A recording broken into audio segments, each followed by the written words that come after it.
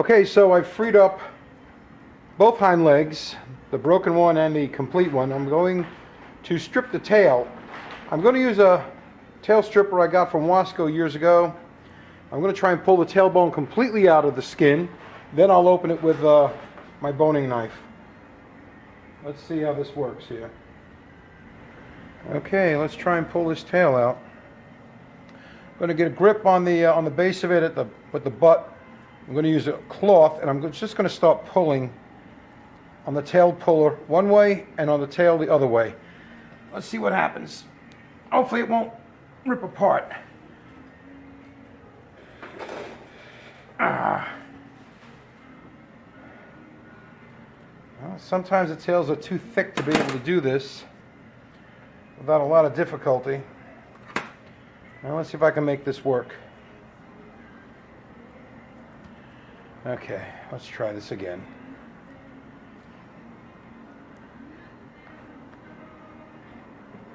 I gotta lean into it.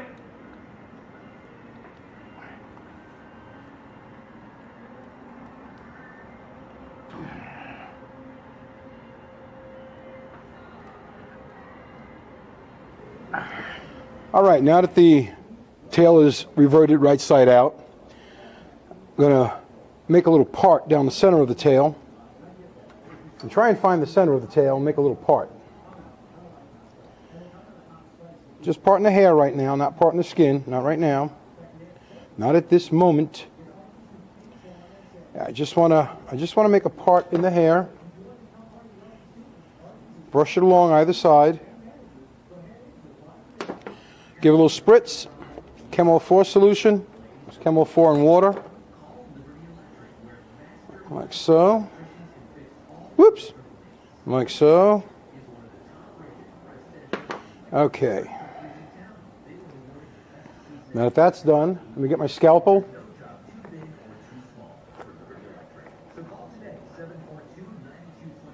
Start the incision.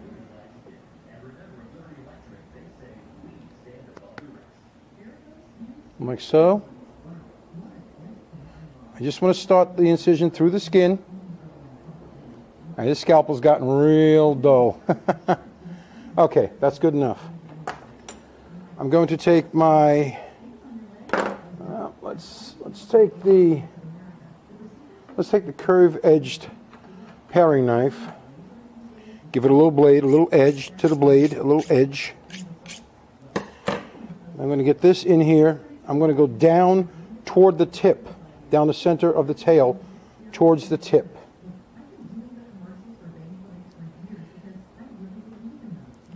Now this is going to be fairly easy to do because the tail has already been pulled. As I say, the tailbone has already been pulled from the tail skin. All I want to do now is open part of the tail skin so I can get the rest of the tail pulled out. Like so.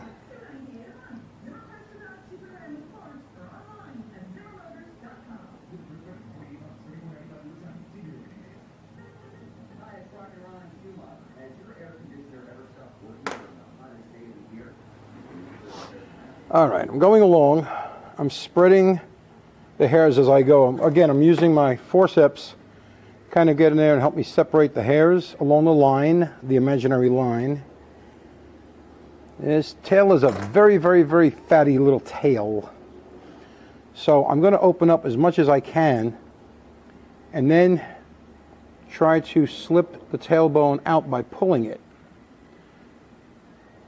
the rest of the way. But first it seems I need to get this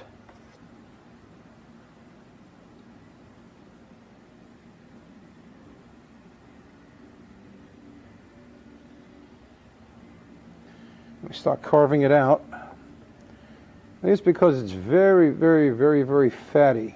And you want to be careful that you don't cut the tail skin. It's very delicate. There's a thick layer of fat on the tail, but it's also very delicate at the same time, the tail skin, that is. I'm going to reach a certain point,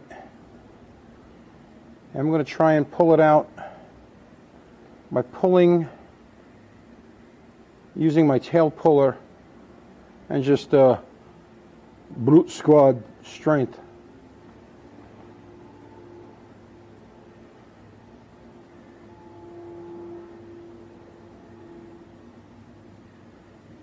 I do not want to pull the tail skin or pull it in half or anything like that. There are all manner of tail strippers on the market.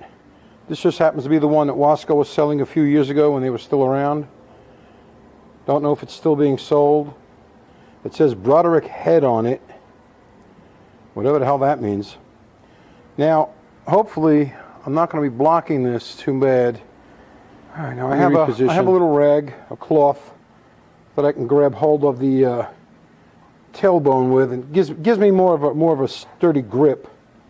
Now I'm going to try and pull this tailbone out of here all the way, and go carefully and slowly. Now let me turn it this way.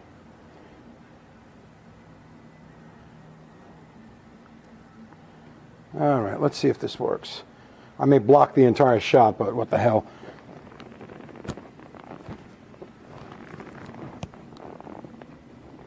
Alright, well, we got more of it out. Problem is, every time it hits where it's not been disconnected, she locks up. So, back on your back, little lady. And I'm going to continue to skin the tailbone, I guess right down to the tip. I'm going to spray tip of the tail skin.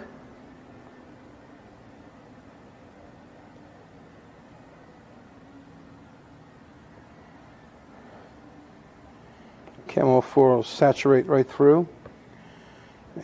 Pat that down so it gets all the way down to the roots. In here with my little forceps. Now I'm just going to carve it out with the tip of the scalpel blade. I'm going to use the base of the blade, which is still the sharpest part of the blade after all the use it's gotten. I'm just going to go down. I'm going to gently slice against the bone, very carefully, open it up, dissect it away from the bone as I go. It's really holding tight down here. I can't see how this is going to let go on its own anytime soon without the help of being skinned out. That was just one of those things you have to do. You recall during the otter skinning video, the otter tail was completely carved out. The bone was completely carved out of the skin, all the way to the very, very tip. And then if you recall, I had to rehydrate that tip and get to it the next day. But I don't want to put any cuts in the skin. That's what you always want to avoid, is cutting the skin. Okay? Now that's looking good right there. The tip of the tail is a little ways to go yet. So a little more on the Camo 4. Let the water get down there and penetrate all the way down. Pat it down so it gets all the way to the roots. Separate the tail hairs with the forceps. There's a little bit of shedding going on with the tail hairs. That's okay. There's no decomp odor. In fact, it just seemed to be in the center portion of the tail where the hair was giving way a bit. Now let's get this situated and start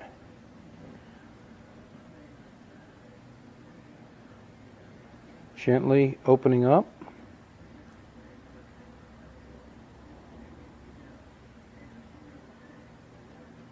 Like so. Okay, we're almost to the tip. We sure is getting there. I thought it would pull out. I thought I could just pull this tailbone out of the tail skin. I didn't realize how fatty it was. And the fat on the skin holds the tailbone tighter than any tendons can. Okay? And once we get this I might be able to pull it out the rest of the way. Might be able to pull it the rest of the way. Now, there is an easier way to do this, folks. There is a little easier way to do it. And the easier way is detach the tail from the body, pull it through, and then just slip it out. I'm doing it this way for a purpose. I want to show, indicate to you, the viewer, how to find the base of the tail like we did with the otter. But with a fox, it's a lot harder because the fur is a lot thicker. Longer, thicker fur.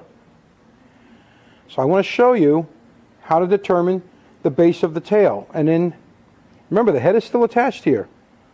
I'll be making a alginate death mask mold before I skin the head. So her head is still attached to the carcass. I think we're at the tip of the tail right here. So, with the head intact, we're going to take a tip of nose to base of tail measurement. I'm going to indicate where it's located. In the meantime, I'm just going to carve away very carefully around the tail.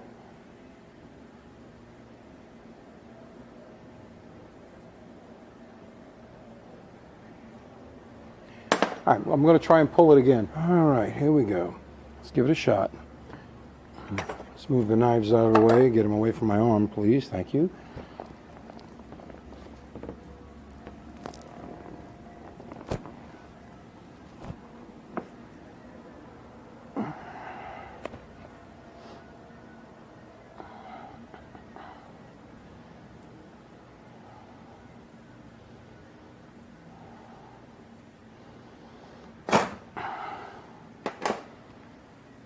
And there it is. When it happens, it's a happy thing. See how happy she is? Happy.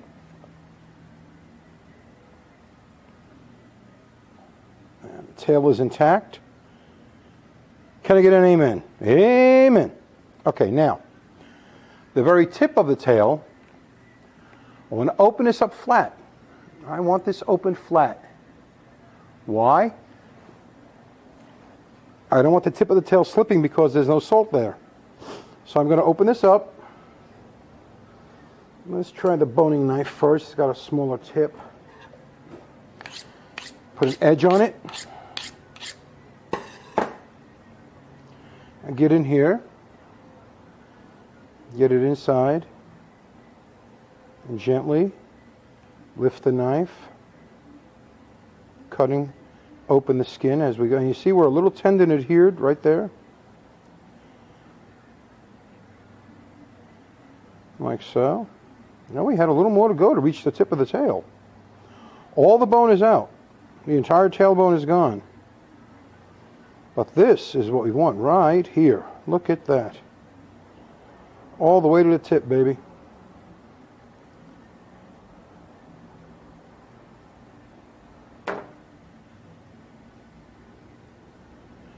Wow. That was almost 3 inches of tail skin left to split.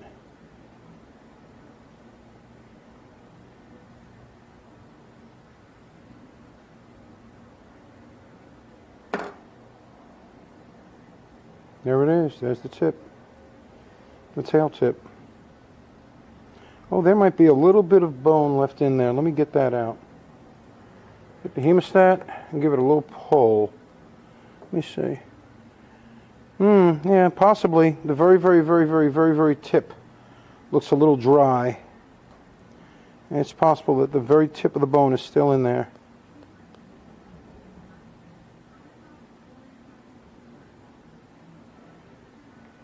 Yeah, looks like it.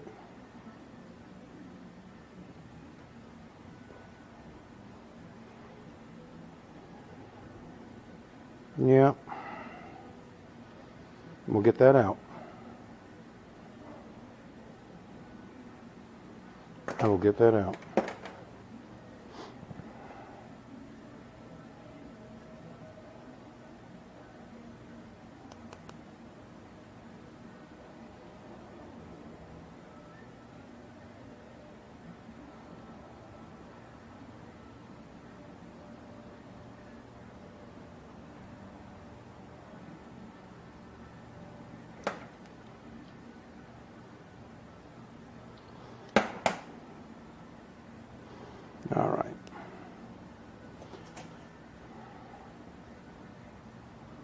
Let's go ahead and open this with the scalpel.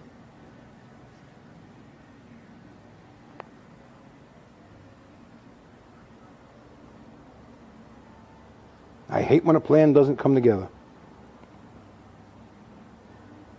There we go.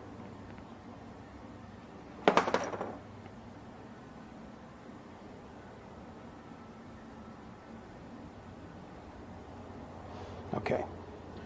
I will take care of that off camera. I'll spend too much time on it. I'm going to lose the whole point of what I'm doing. Okay.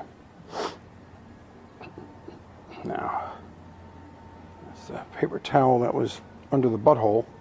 Now,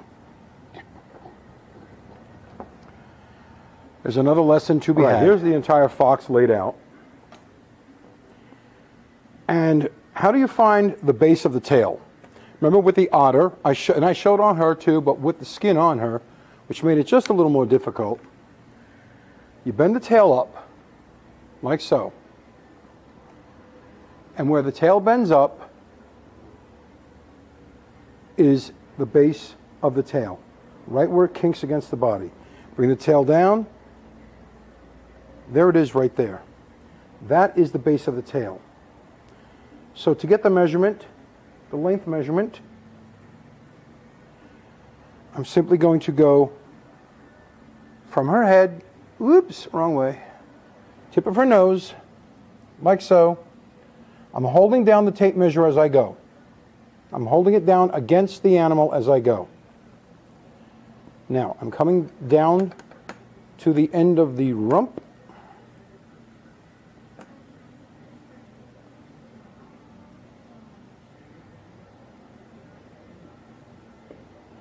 And I will now lift the tail, and I have gotten 24 3/4. Okay, now that's the easy way to get it. If you dorsal skin your animals and you want to double check the length of the animal from the tip of the nose to the base of the tail, that's how to do it. Then you can take the tape measure and in the same fashion get the base of the tail and get a tail length. Get the tail length. Nice thing about the carcass parts, it will pretty much stick to the tape measure.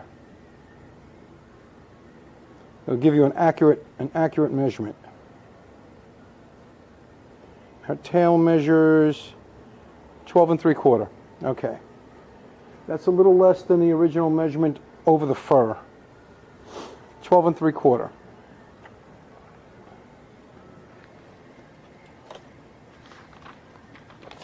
I originally had a tail measurement of, oh, I didn't measure the tail. Haha, because I needed to get the skin off before I measured the tail. Now I did that, 12 3/4 inches. Okay. With the carcass like this, now I can take all the other measurements I need to do, or I can continue on to the head, which is the plan, because I'm going to make, like I said, I'm going to make an alginate mold of her head. So that's the next step for me. And we're going to finish up skinning our little friend here. I'm going to skin the face, the head and the face. And what I want to do is I want to skin, get the skin around the neck and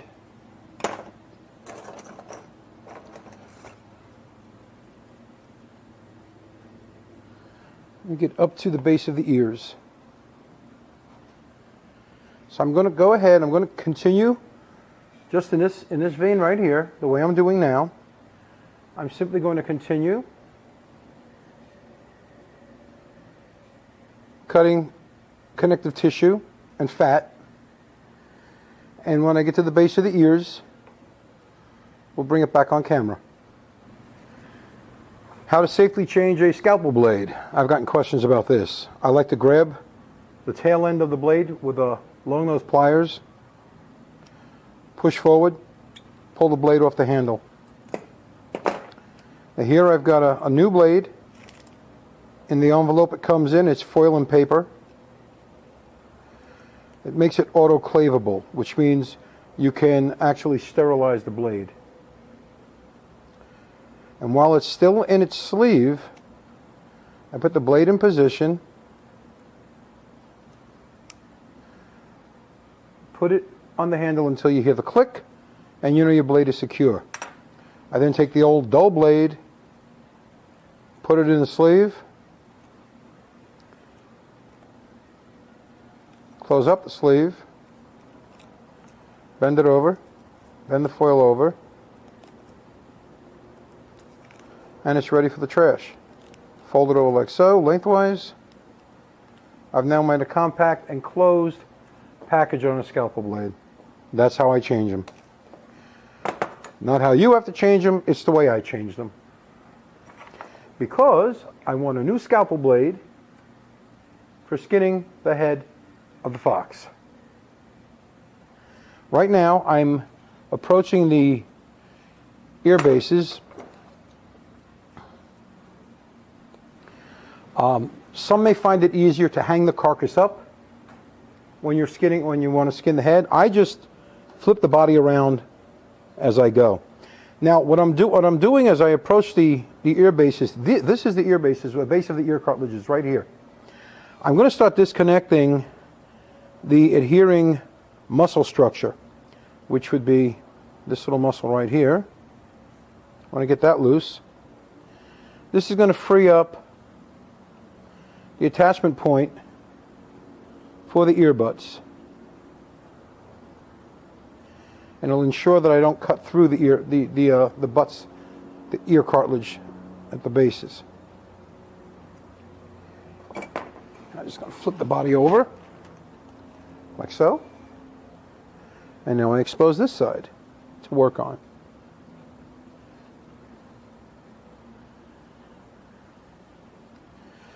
Free these attaching muscles as well.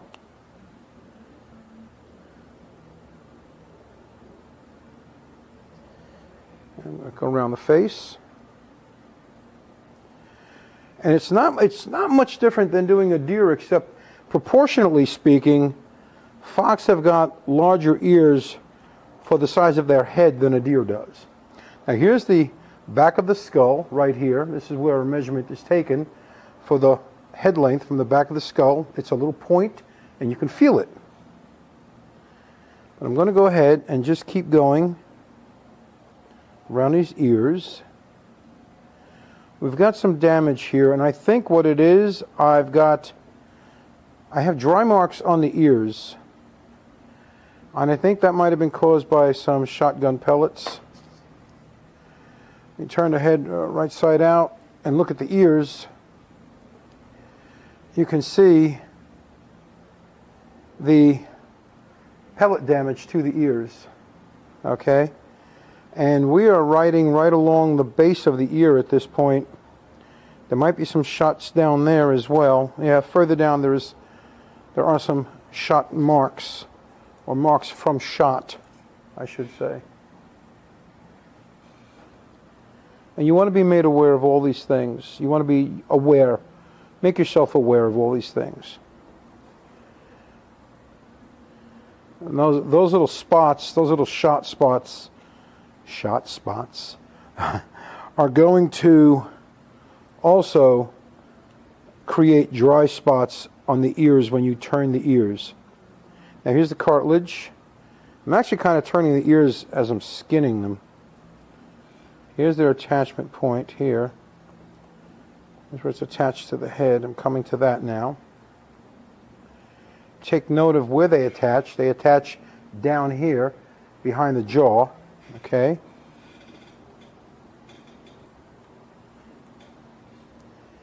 So we want to pare away the muscle structure from the base of the ear.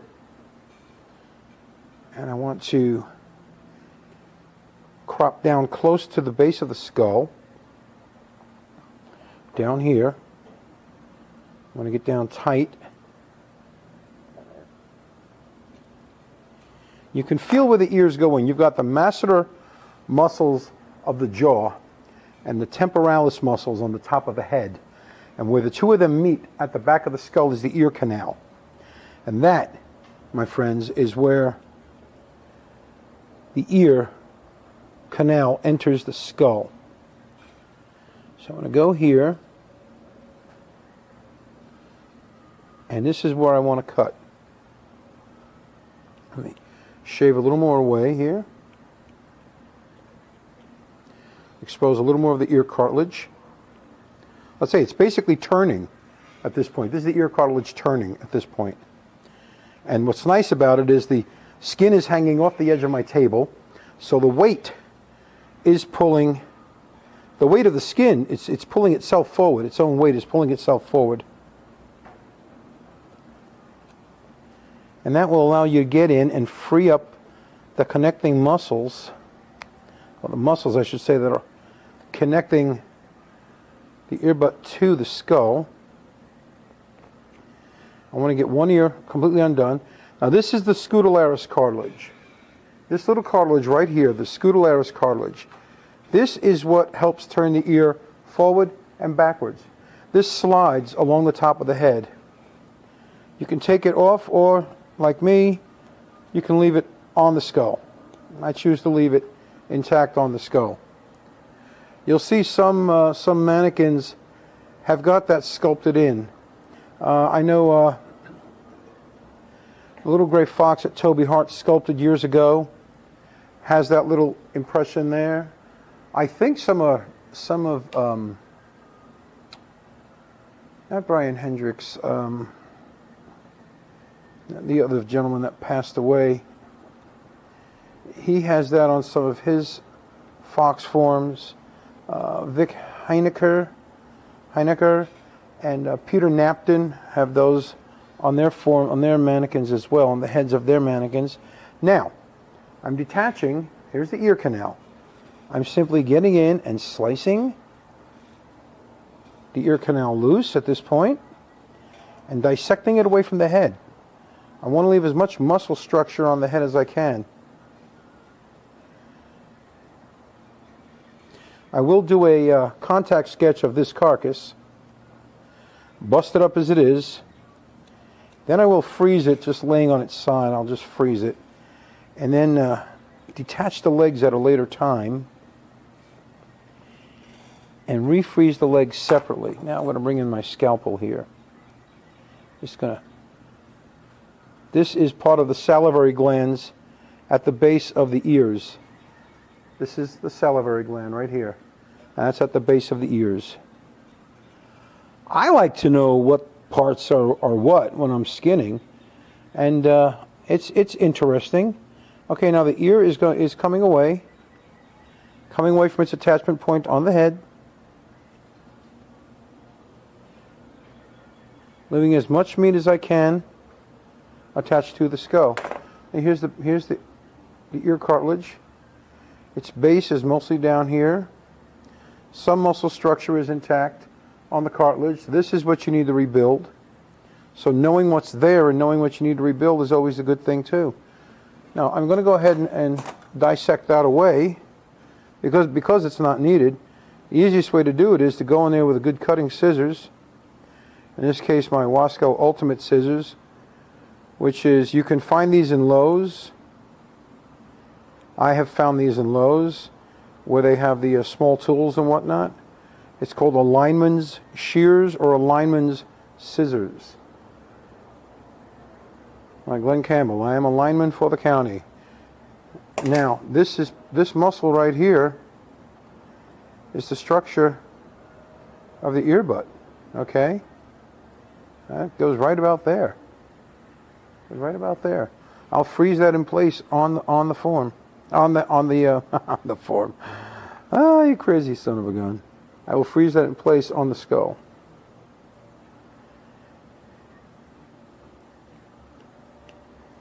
Now we have a little dryness going on here.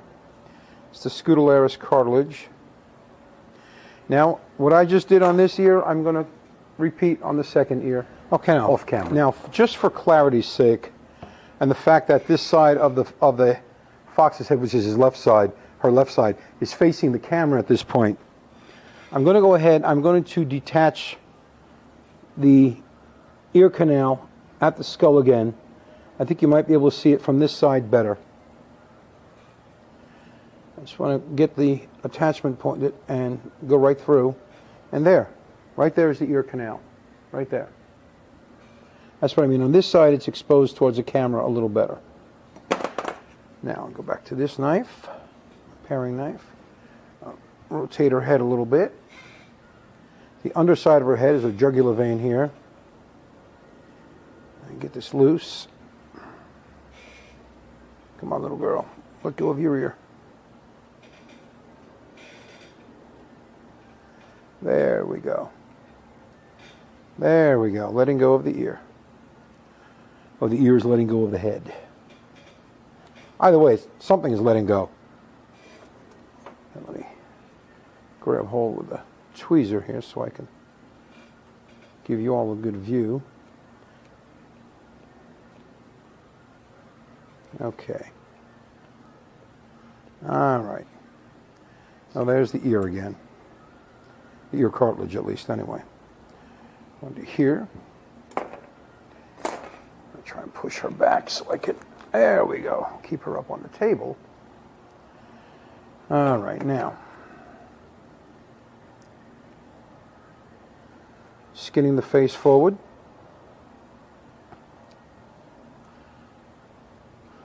The next stop on our tour will be the eye sockets.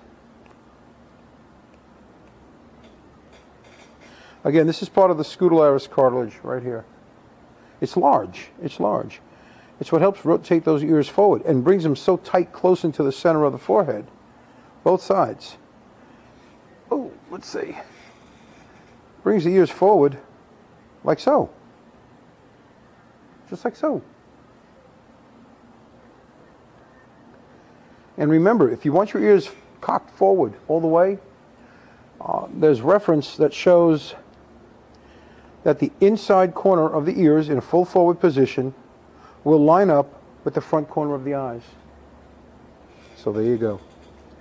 Okay, we're going around the head again. Around the underside of the head, I'm going to free up around the throat. Underside of the jaw. And we're getting a little... we're reaching the back of the mouth here. It's just a little dry, but not bad. Just a little dry, not too bad.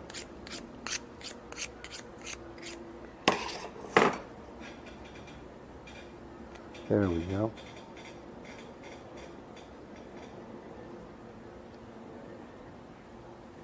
And just like with a deer, to find the eyes, you can put your fingers up into the eye sockets as you pull the skin forward. Cut close to the skull, crop close to the skull. Right against the bone. Right here is the tight back attachment point, the rearmost attachment point of the eyeballs. Here's the eye socket. Remember that there's a glass eye in here too still. Our glass eyes are in here. But these are the eye sockets right here. It's pointing up pretty good when I stick my finger in there. So, whoa. I gotta be careful. This is a new scalpel blade, which is why I do not like scalpel blades, really. I'm going to free up the connecting tissue here. Again, I'm going to ride right against the bone. I'm not going to go up here. I want to cut back here. The further back you cut, the better. If you constantly cut against the bone, you'll have less of a chance of destroying the rear edge of the eyelid, no matter how dry they are. They may be. These don't appear to be too dry. Remember, like I said, there's a glass eye in there. We should be exposing it. Now, what we've got here, this thin membrane, is the last remnant that's holding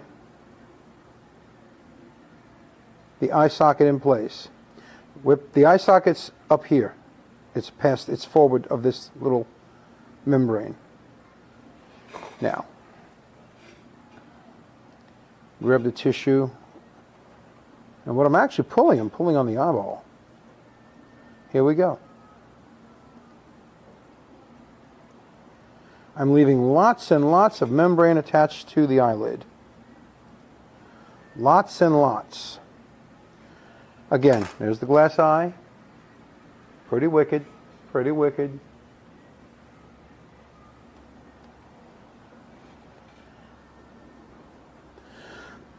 Excuse me. But right now, I'm just going to get in here with the forceps. I'm going to pull the skin forward. I'm going to just cut the connective tissue. I want to do this carefully, deliberately. Now, the front corner of the eye is a little dry against the bone. It is. I discovered that when I was taking my measurements. So I'm just going to cut right against the bone. If it dulls this scalpel blade, I don't care. I've got more. See? And that's just that little pack. There's a whole two more boxes in my cabinet in my basement shop. All right, now there we go. We've freed up the eye. Plenty of membrane around the upper and lower lid. Lots of membrane around the upper and lower lid. I'm just going to move forward a little bit to the corner of the mouth. All right. Now, I'm going to go around to the opposite side. Oh, these poor legs. This poor thing. The legs are such a freaking bloody mess. But here on the head is what we've got. You see where the eye socket attaches. Okay. I'm going to go ahead and do this eye off camera. It's just what I did on the left eye. I'm going to repeat on the right eye. Discoveries, discoveries. That's why Ducky always says, I won't know till he's on the table, Jethro. All right. One of the reasons the front corner of this eye is so dry, we had some shot on this side of the face. Lots of shot. All around. There's a shot hole right there. Right through the bone. Anyway, just a little factoid. Now let me get this. No, this eye does not have a white ring on it. It does not have a scleral band. That's actually the scleral band of the real eye. And there's the real eye. I'm now at the rear corner of the mouth on the left side, the side facing the camera. And I'm going to get in here and start detaching the rear lips. And you can see I've already gone through because there's some of the choppers. You grab hold and pull forward while you push back on the head, exposing the rear of the lips. Really easily done. This is why you should always wear gloves. If you cut your finger and you've got no barricade at all, being the glove, whatever germs are in this animal's mouth are going to immediately, and I mean immediately, quicker than you can blink, the bacteria, the germs are going to get right into your system. And that ain't fun. That's why as soon as I do cut myself, if it goes through the glove and I know I've cut myself, stop what I'm doing, cover up the work, go get some hydrogen peroxide, pour it over the boo-boo, and that's that. Put a Band-Aid on, glove up, get back to work. Cutting right against the bone.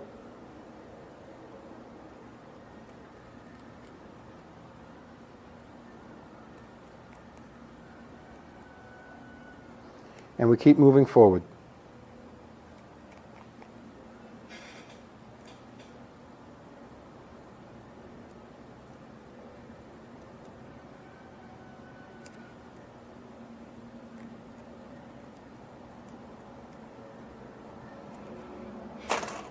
I'm going to flip over and do the other side. Okay, we're continuing down side of the mouth,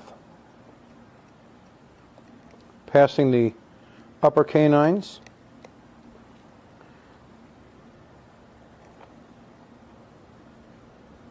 approaching the lower canines. And I'm going to continue on. Now, this is a little dry here.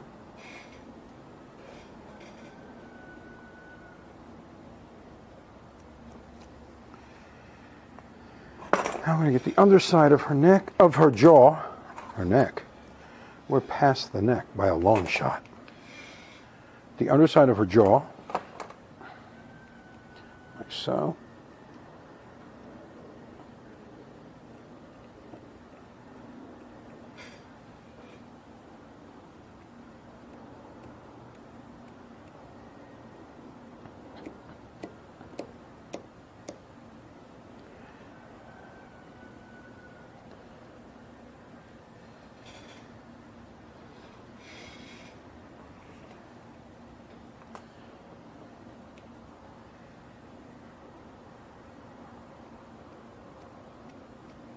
And this is very, very dry right here, so I want to be real careful with what I'm doing. Let's roll her over. It's just kind of difficult to roll her over because her legs just flip-flop every which way because of the multiple broken bones.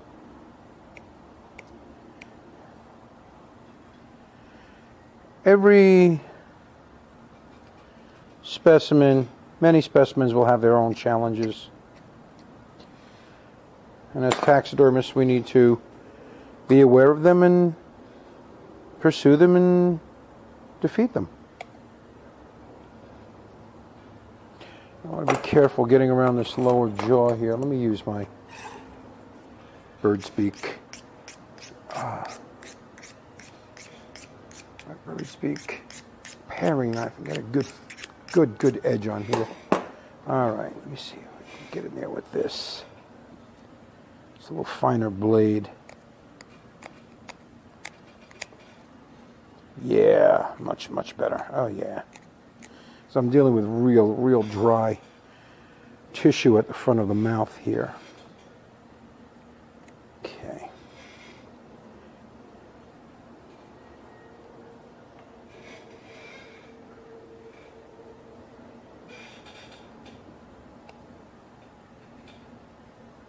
Cutting tight against the bone. I want to keep as much lip tissue as possible. I'm cutting real tight against the bone. Super tight against the bone. Go down by the lower canines.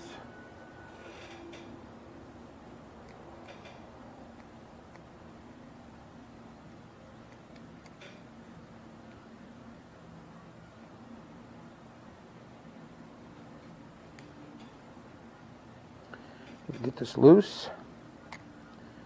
Be careful as we go. She's coming away. Very nice. We roll her over. Oh God, roll over. Ow. Sharp little molars. Oh boy, oh boy, oh boy, let me tell you, they're sharp. Okay.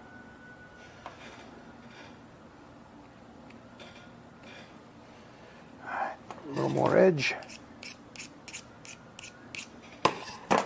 And I think we'll have this.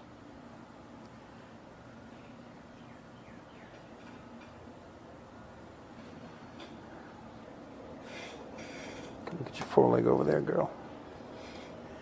Open your mouth. Come on, baby, open up. Ah.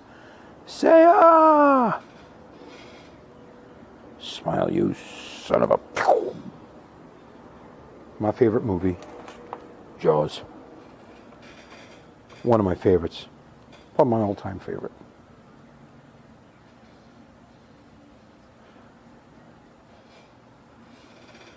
All right. Now the lip is adhering really tightly to these lower incisors, so I just want to, with a kind of a sawing action, I'm pulling on the skin, and there we go. There we go. The lips are intact. The lips are nice and intact. Okay? So that's a good thing. That's good. Now we're getting the little front of the muzzle. We're going to go forward with this.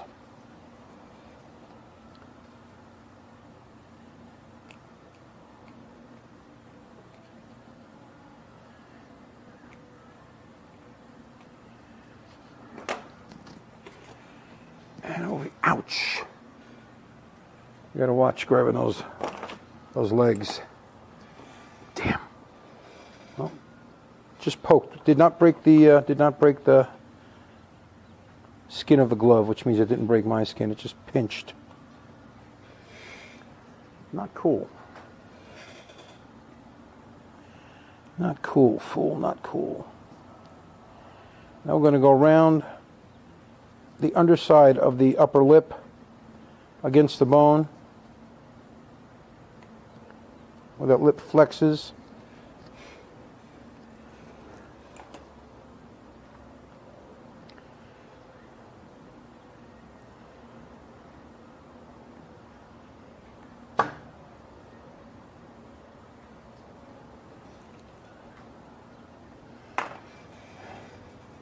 And I'm going to continue skinning forward along the nose.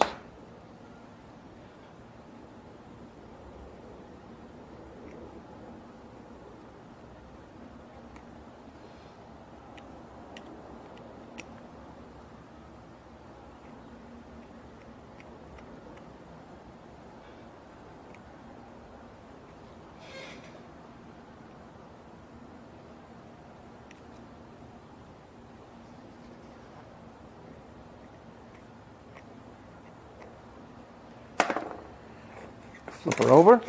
Ow. Damn broken bones.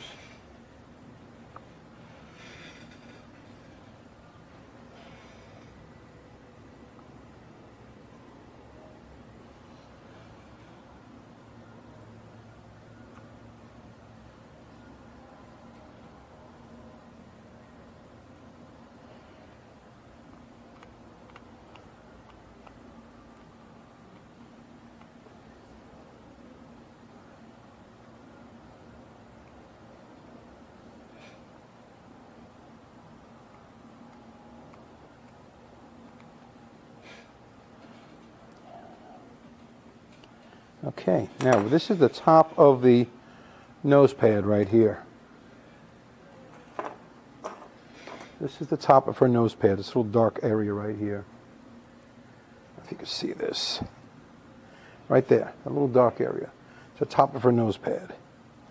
You can go like this and you can check it and say, oh yeah, there's the little nose. And I'm going to keep skidding down the front of the nose as much as I can before I detach it. Why? It's the way I like to do shit. Oop, stuff.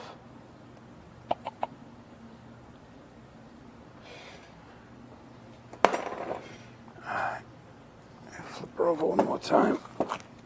This way. Okay.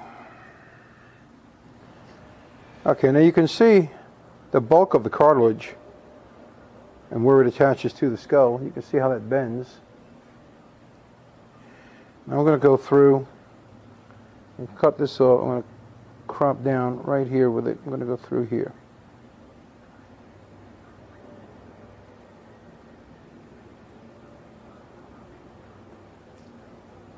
Like so. And there we've got the nose. A little nose skin. It's a little dry. As I turn it, I'll pack it with some chemical-formed cotton. You see how dry the skin is right there? Yeah. Okay. But she's skinned. Now, notice something about gray fox skulls. They're not on the other foxes. They're not on the red fox or Arctic fox or kit fox. Not on coyote skulls. Might be some domestic breeds of dogs, I'm not sure. But the top of their skull has got a unique bone pattern. It's got these two dorsal ridges. They curve around like so, come in, and curve out again and back. That's typical of the gray fox skull. So, I'm going to make a contact sketch of this carcass and finish measuring the body, as the body can be measured. And I'll have some fun doing that. And then I'll come back to the skin and turn the ears and split the eyelids. I may do that on camera. Most likely will. Most likely will. But you can see how much lip skin was left. Rear corner of the mouth. Lots of lip skin is left here. Right there. It's the rear corner of the mouth. Lots and lots of lip skin. Both sides. Lots of lip skin. I like to leave the lip skin on the face. But I'll roll her up.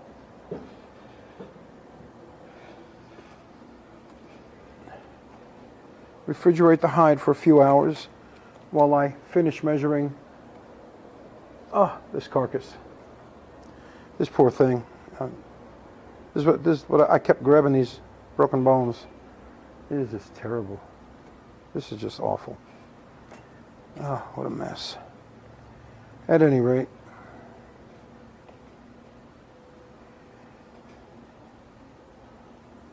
and we've got this.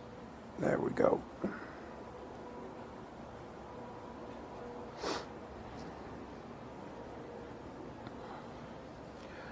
That's skinning the gray fox.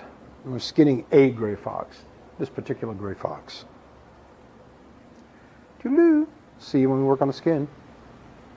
Okay, what we have here is the pose for the carcass, or I should say the pose for the mount, as exhibited here by the carcass. You're looking down more. Actually, she should be like this and looking down more.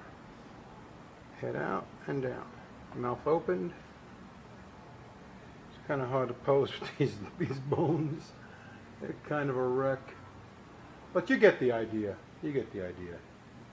He's walking up a little hillock, and there's a little drop off, and down here at this portion will be a little red squirrel barking at her. And